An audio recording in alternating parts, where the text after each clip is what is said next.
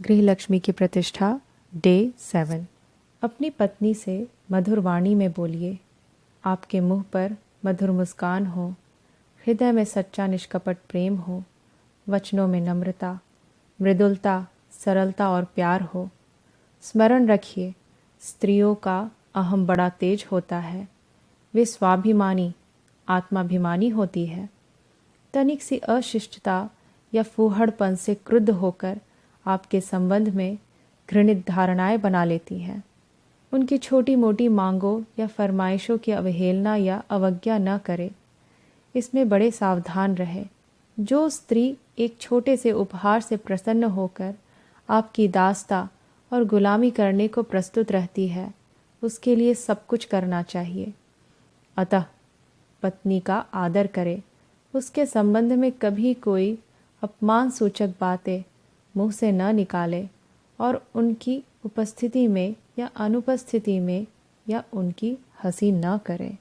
स्त्रियोचित शिक्षा की आवश्यकता। पत्नियों को वास्तविक अर्थ में गृहलक्ष्मी बनाने के लिए उपयुक्त शिक्षा की बड़ी आवश्यकता है।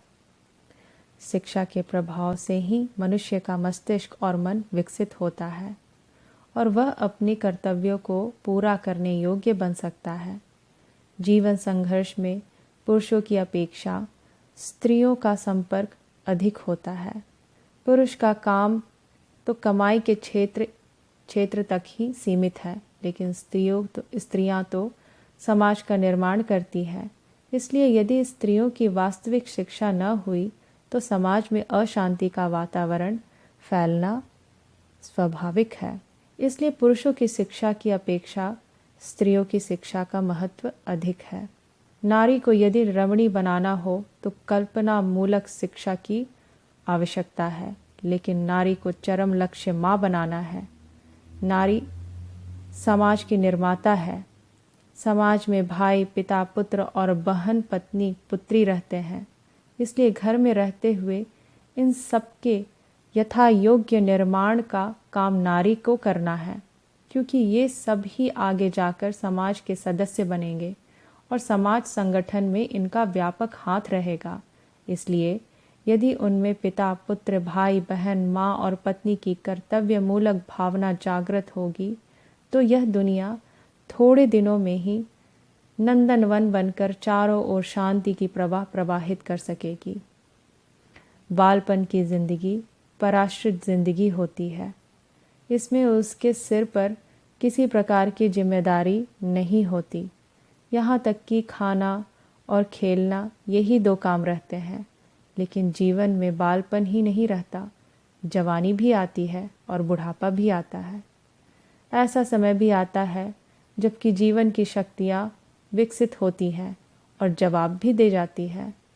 इसलिए जो शिक्षा शक्तियाँ का व्यवहारिक उपयोग करना सिखाती है, जीवन के संघर्ष में विजय दिलाती है, वे जीवन निर्माण और शांति का कारण होती है। आजकल स्त्रियों को जो शिक्षा दी जाती है उससे भावनाओं और वासनाओं को तो उत्तेज मिलता है, लेकिन कर्मठता एवं कर्तव्य के लिए कोई स्थान नहीं होता।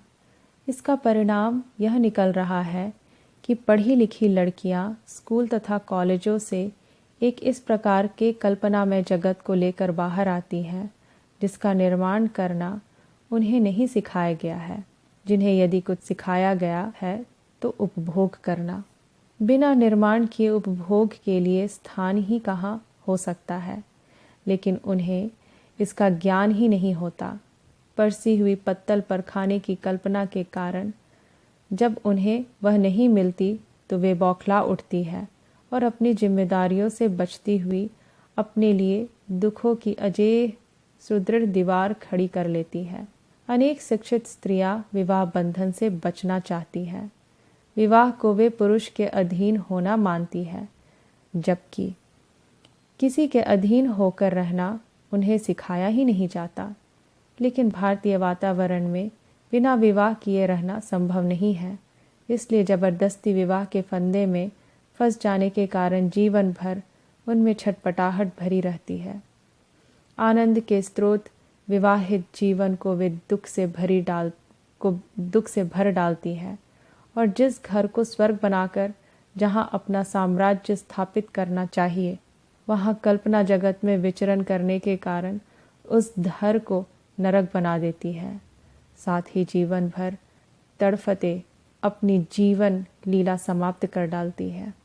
धर्मशास्त्रों और विद्वज्जनों का यह कथन पूर्णतया सत्य है कि गृहस्थ जीवन का और इस दृष्टि से मनुष्य समाज का सुचारू रूप से संचालन सद्गुणी पत्नियों पर ही आधारित है। इसलिए स्त्रियों की सुयोग्य गृहिणी बनाना और इस उद्देश्य की पूर्ति के लिए उनको उचित साधन और अधिकार देना हमारा परम कर्तव्य है। समाज का कल्याण मुख्य रूप से कर्तव्यपरायण पत्नियों पर ही निर्भर है।